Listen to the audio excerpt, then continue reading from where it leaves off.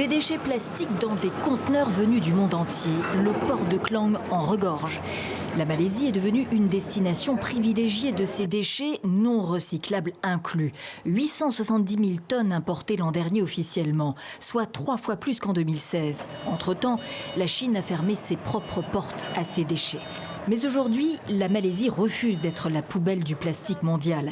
La ministre de l'Environnement est venue le dire en personne devant les caméras, inventaire à l'appui, plastique australien, plastique français, entre autres.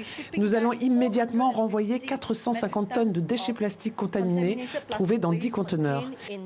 Le renvoi à l'expéditeur ne fait donc que commencer, dit-elle, et d'appeler les pays concernés, France, Canada, Royaume-Uni, États-Unis notamment, à agir.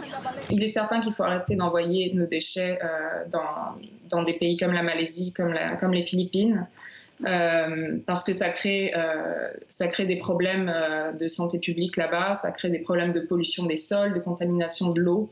Aujourd'hui, la solution, ça serait que les pays industrialisés respectent la Convention de Bâle.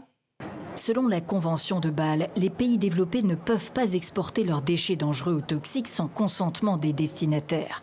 300 millions de tonnes de plastique produits chaque année selon WWF et moins de 10% du plastique mondial produit depuis 1950 recyclé. Donc on comprend mal comment des matières qui, elles, ne peuvent pas être recyclées, peuvent trouver des marchés à l'étranger et peuvent être importées de la sorte.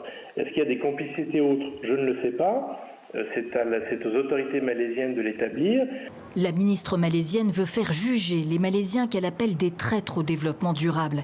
Quant au business mondial du recyclage de déchets plastiques, le Bureau international du recyclage assure ne pas pouvoir le chiffrer.